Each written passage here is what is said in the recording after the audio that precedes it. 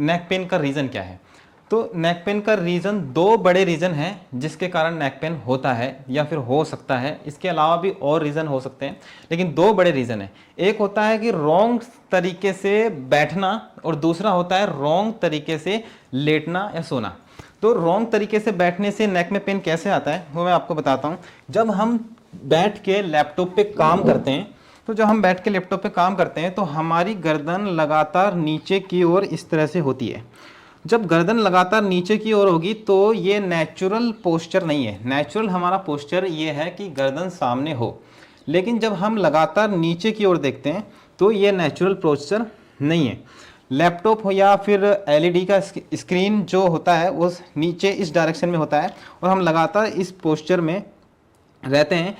या ध्यान रहे कि अगर आप 10 या 15 मिनट रहते हैं इस पोस्चर में तो कोई दिक्कत नहीं होती है, लेकिन जब आप रोज़ 6-6 घंटे इस पोस्चर में आप रहते हैं, और कई लोग जो जॉब कर रहे हैं वो ना जाने 3-3 साल से 4-4 साल से लगातार इस तरह का ही एक्टिविटीज़ कर रहे हैं, जिससे नेक पे धीरे धीरे स्ट्रेस आने लगता है, नेक पे एक कंप्रेशन आने लगता है, जिसकी वजह से पेन होता है।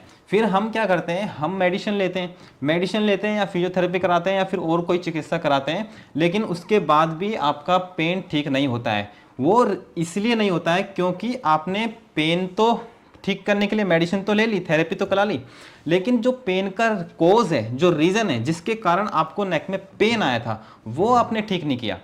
तो आपको क्या करना पड़ेगा, आपका पेन आया है इस पोजीशन में बैठने से, लगातार गर्दन नीचे रखने से, तो आपको अपनी चेयर की हाइट, टेबल की हाइट और स्क्रीन की हाइट पे बहुत ज़्यादा ध्यान देना पड़ेगा। सबसे पहले आपको ये देखना है कि जहाँ भी आप बैठ रहे हैं उसका हाइट क्या है। अगर उसका हाइट नीचे होगा तो आपका कमर ऐसे झुकेगा और गर्दन भी आगे की ओर झुकेगी। अगर उसका हाइट बहुत ज़्यादा नीचे नहीं होगा, अच्छा खासा हाइट होगा, जैसे मैं बैठ रहा हूँ, तो इस तरह से कमर नहीं झुकेगी। तो हाइट बहुत नीचे नहीं होना चाहिए, पहला पॉइंट। दूसरा पॉइंट ये है कि स्क्रीन का जो स्क्रीन है वो आंखों के जस्ट सामने होनी चाहिए, और जो कीबोर्ड आप यूज़ करते हो वो कीबोर्ड आपके, जैसे ही आप हाथ को इस तरह से बैंड करते हैं, एल्बो बैंड होती है और एल्बो बैंड होती है, तो इसकी हम डायरेक्शन देख लेते हैं। इस डायरेक्शन में आपका टेबल होना चाहिए, राइट। जैसे हम एल्बो बैंड करेंगे तो इस डायरेक्शन में टेबल होनी चाहिए। अगर हम इससे ऊपर देखें तो ये रॉन्ग है। अगर आपका टेबल का हाइट इतना होगा तो ये रॉन्ग है, क्योंकि ऐसे करने से यहाँ पे फिर स्ट्रेस आने लगेगा। तो टेबल का हाइट इसके अकॉर्डिंग सेट करना, और स्क्रीन आपकी आंखों के अकॉर्डिंग सेट करना, और कीबोर्ड टेबल पे ही होना चाहिए। अगर कीबोर्ड और लैपटॉप और कीबोर्ड साथ में होगा तो हमें उसी डायरेक्शन में देखना पड़ता है। इसीलिए चाहे आप लैपटॉप यूज़ कर रहे हो तो लैपटॉप का हाइट अलग होना चाहिए और आपको अलग से कीबोर्ड यूज़ करना होगा, जिससे कि आपका नज़र सामने हो और इस तरह से आप एक्टिविटीज़ कर पाए। ध्यान रहे, पेन का रीज़न ये है और सॉल्यूशन ये है। सेम ऐसी ही गलती हम करते हैं बेड पे जब हम बैठते हैं तो इस तरह से जब हम बेड पे बैठते हैं तो एक गलती होती है कि जब बैठते हैं तो शुरू में ऐसे बैठते हैं और टीवी ऑन करते हैं या फिर मोबाइल, कुछ भी मोबाइल चलाते हैं इस तरह से, और जब धीरे धीरे आपका पोज ऐसा लग जाता है। ये बैठने वाले पोज से भी बहुत ज़्यादा ख़राब पोज है। इस पोज में हम अगर लगातार बैठेंगे तो फिर से नेक पे स्ट्रेस आ रहा है। आप कितनी भी मेडिसिन लो, कितनी भी फिजियोथेरेपी कराओ, एक्यूप्रेशर, योगा थेरेपी, कुछ भी करो, लेकिन अगर आप इस पोज में बैठना नहीं छोड़ेंगे तो आपका पेन लगातार बना रहेगा और पेन ठीक नहीं होगा। तो पहला ट्रीटमेंट आपका यही है कि आप पूरे दिन भर में क्या गलती कर रहे हैं उसको सुधारो। ये पोस्चर बहुत ज़्यादा गलत है, इसकी जगह आपको इस तरह से बैठना चाहिए। ऐसे ही सोने में भी गलती करते हैं। सोने में जब हम बहुत ज़्यादा हाइट बढ़ा करके सोते हैं और एक के ऊपर एक इस तरह से तकिया रख करके जब गर्दन को ऊपर करके सोते हैं तो भी नेक पे स्ट्रेस आता है। ये 2-3 बड़े कारण हैं जिनकी वजह से नेक में पेन होता है।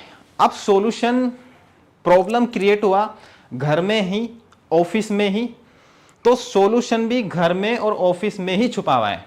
क्या करना है, घर में आपके पास इस तरह से ब्लैंकेट हैं या फिर टॉवल है, उनका रोल बनाना है। जैसे कि ये ब्लैंकेट है, मैंने इसका रोल बनाया, इस तरह से मैंने इसका रोल बनाया।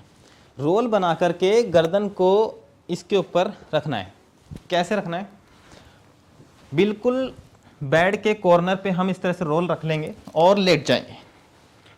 लेटने से आपका गर्दन पीछे की ओर जा रहा है, लेटने से आपका गर्दन पीछे की ओर जा रहा है और नेक को ट्रैक्शन मिल रहा है। जब आप रॉन्ग पोजीशन में बैठे थे तो नेक पे कंप्रेशन था, और अब आप इस पोजीशन पे हैं तो नेक पे ट्रैक्शन मिल रहा है। नेक में जब आपको ट्रैक्शन मिल रहा है तो धीरे धीरे धीरे आपका पेन रिलीज होगा। जितनी देर आपको कंफर्टेबल है और जितना टाइम आपके पास है, अगर आपको 2 घंटे भी इसमें कंफर्टेबल लगता है तो आप इसको 2 घंटे भी कर सकते हैं। अगर आपके पास टाइम भी 2 घंटे है तो आप इसको 2 घंटे कर सकते हैं, वरना मिनिमम इसको 15 मिनट तो करना आप स्टार्ट करें। ये ध्यान रखें कि अगर यही रोल अगर आप यहाँ लगा लेंगे तो यही रोल नुकसान करेगा, क्योंकि फिर नेक पे स्ट्रेस आएगा। हमें नेक को सपोर्ट देना है, स्ट्रेस नहीं देना। तो जैसे ही हम नेक को सपोर्ट देते हैं इस तरह से, तो नेक को आराम मिलने लगता है। नेक पे अंदर ही अंदर एक तरह का ट्रैक्शन मिलता है और नेक पे जितना भी कंप्रेशन है वो रिलीज होने लगता है और पेन पहले दिन से ही धीरे धीरे आराम मिलने लगता है। इस तरह से आपको लेटना है। कई लोग तो इसमें पूरी रात सो भी लेते हैं। अगर आपको मैक्सिमम जितना टाइम आपको ठीक लग रहा है आप कर सकते हैं। पूरी रात भी अगर आपको ठीक लगता है तो आप पूरी रात भी इस तरह से लगा सकते हैं। ये बहुत ज़्यादा टाइट नहीं होना चाहिए, वरना ये आपको चुभेगा और ज़्यादा देर आप इसको यूज़ नहीं कर पाएंगे। तो घर में इस तरह से एक्टिविटीज़ कर सकते हैं। इसमें सबसे इंपॉर्टेंट चीज़ यही हो रही है कि गर्दन पीछे की ओर जा रही है। जब हम रॉन्ग पोजीशन में बैठते हैं तो गर्दन आगे की ओर जाती है, जिससे नेक पे कंप्रेशन आ रहा है और पेन हो रहा है। जब हम इस टेक्निक को करते हैं तो गर्दन इसमें पीछे की ओर जा रही है और नेक को ट्रैक्शन मिल रहा है। तो ये हुई पहली टेक्निक। दूसरी टेक्निक जिससे हम यहाँ पे जितना भी स्ट्रेस है उसको रिलीज़ कर सकते हैं। घर में आसपास चौखट होती है, इस तरह से हम चौखट को पकड़ के हम स्ट्रेच कर सकते हैं। इस तरह से पकड़ना है और कमर सीधी करनी है, दोनों हाथ पीछे करना है और चेस्ट एक्सपेंड करके गर्दन थोड़ी सी ऊपर करनी है इस तरह से। तो जब हम ऐसे करेंगे, मैं पीछे का व्यू आपको इसको दिखाता हूँ। जब हम ऐसे करेंगे, इस तरह से करेंगे स्ट्रेच, तो यहाँ पे पूरा स्ट्रेच आता है, यहाँ पे पूरा स्ट्रेच आता है।